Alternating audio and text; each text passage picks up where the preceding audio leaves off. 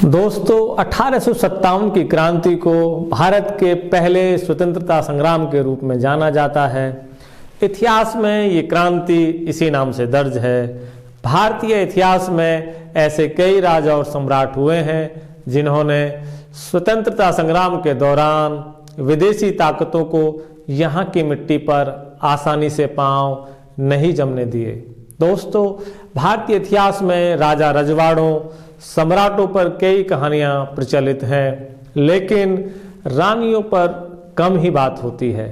अगर होती भी है तो नाम मात्र।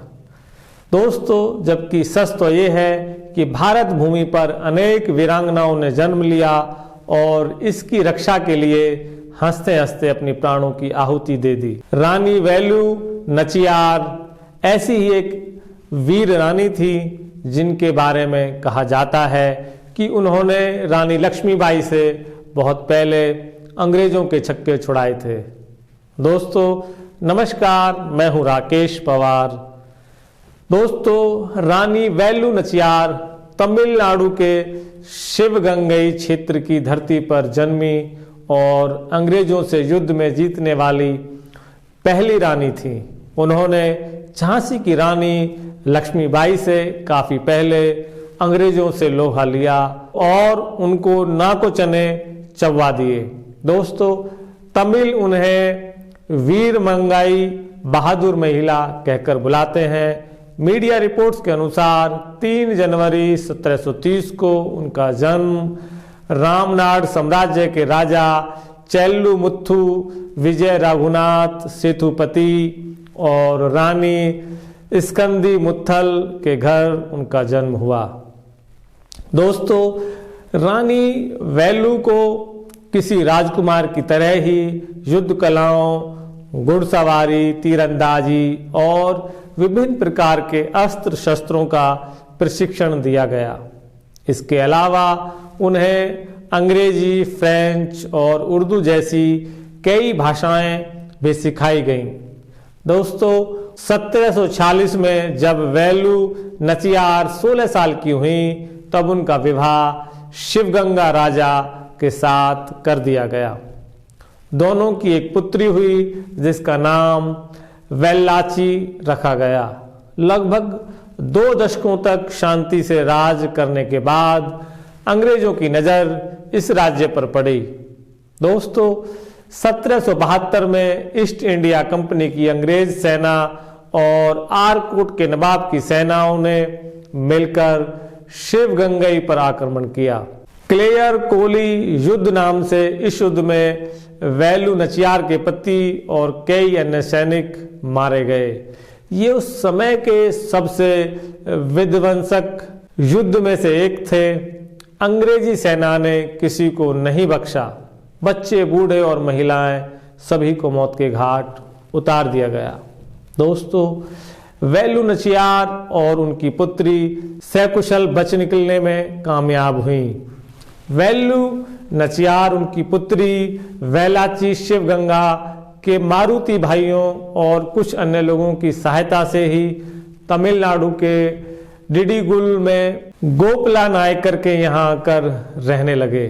यहाँ रहकर रानी ने अंग्रेजों से अपना राज्य वापस लेने की योजना बनाई और कई शासकों के साथ मैत्री बढ़ाई। फेमिनिज्म इन इंडिया में छपे एक लेख की माने तो रानी वेलू किसी भी कीमत पर अंग्रेजों को अपनी मिट्टी से खदेड़ने पर आमादा थी। दोस्तों, डिडीगुल में रहने के दौरान ही उनकी मुलाकात मैसूर के शासक हैदर अली से हुई। रानी वेलू ने उर्दू में बातचीत करके और अपने साहस का परिचय देकर हैदर अली को चौंका दिया। दोस्तों, हैदर अली ने भी रानी की अंग्रेजों से युद्ध करने में हर संभव मदद करने का वादा किया। हैदर अली ने रानी वेलू को अपनी दोस्ती का सबूत देने के लिए अपने महल के अंदर एक मंदिर भी बनवाया। दोस्तों, सुल्तान हैदर अली ने उन्हें डिडीगुल किले में उनका अतिथि बन रहने के लिए निमंत्रण भेजा। हैदर अली ने रानी को 400 पाउंड और 5000 सैनिक देकर मदद भी की। रानी वेलू नाचियार धीरे धीरे अपनी सेना इकट्ठा करने लगी। दोस्तों, अर्कोट का नवाब चैन की सांस नहीं ले पा रहा था। द लॉजिकल इंडियन के एक लेख के मुताबिक उसके विरोधी बढ़ते जा रहे थे और ये एक बहुत बड़ी चिंता का विषय था। उसने रानी वेलू नाचियार मारुति भाइयों को शिवगंगा लौटकर राज करने का न्योता दिया, बशर्ते वे नवाब को एक तय रकम चुकाए। रानी वेलू अपनी बेटी और मारुति भाइयों के साथ शिवगंगा लौट गईं और 1780 में रानी वेलू नाचियार बनकर अपने पति की जगह शासन करने लगी। मारुति भाइयों के वेलू मारुति सेनापति बने और चित्रा मारुति मंत्री। 1780 में ही रानी वेलू नाचियार और अंग्रेजी सेना का आमना सामना हुआ। कल्चरल इंडिया के एक लेख के अनुसार रानी वेलू को अंग्रेजों का गोला बारूद कहाँ रखा है इसकी खबर लग गई। दोस्तों, रानी वेलू ने इतिहास में दर्ज पहला सुसाइड बम हमला करने की योजना बनाई। रानी की सेना की कमांडर और उनकी वफादार क्यूकली ने इस योजना के लिए खुद की बलिदान देने के लिए आगे बढ़ी। क्विली ने खुद पर घी डाला, आग लगाई और अंग्रेजों के गोला बारूद और हथियार घर में कूद पड़ी। इस तरह वीर क्विली ने अंग्रेजी सेना को कमजोर कर दिया और वीर गति प्राप्त की। क्विली को इतिहास का पहला सुसाइड बम हमलावर भी माना जाता है। दोस्तों, क्विली को बहुत से इतिहासकार रानी वेलू की गोद ली हुई पुत्री भी कहते हैं।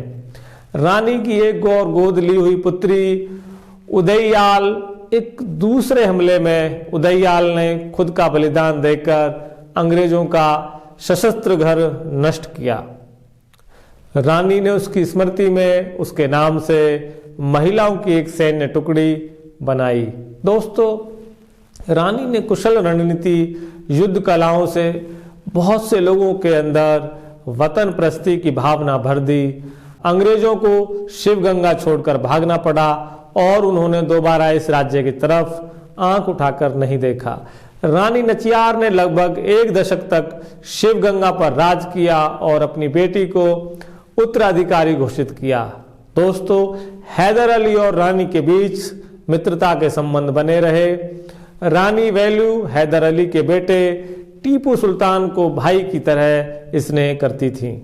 1796 में रानी नाचियार का निधन हो गया, लेकिन रानी ने अंग्रेजों के विरुद्ध शिवगंगा और तमिल वासियों में देश प्रेम की जो लौ जगाई थी वो जलती रही। दोस्तों, 31 दिसंबर 2008 को रानी के सम्मान में भारतीय पोस्ट ने एक डाक टिकट जारी किया। 3 जनवरी को हर साल रानी वेलू नाचियार की जयंती के रूप में मनाया जाता है। दोस्तों, आज के प्रोग्राम में बस इतना ही। हम लेते हैं आपसे विदा। मिलते हैं फिर किसी नई प्रतिभा के साथ। नमस्कार।